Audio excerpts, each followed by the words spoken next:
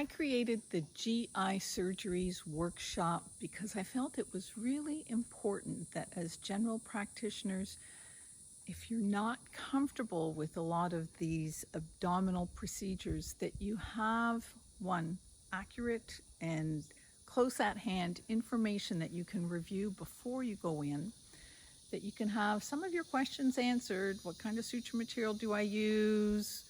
When do I consider resection and anastomosis?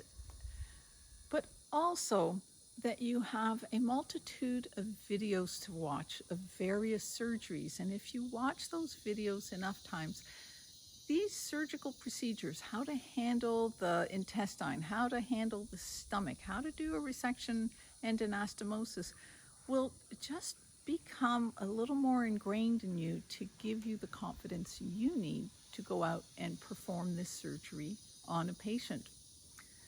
Let's face it, gastrointestinal procedures is something that's going to show up in your career. And even if you don't like surgery and you never want to do surgery, there are times where you will have to perform one of these. So let's at least give you the confidence and the information you need to perform that surgery as best as you can.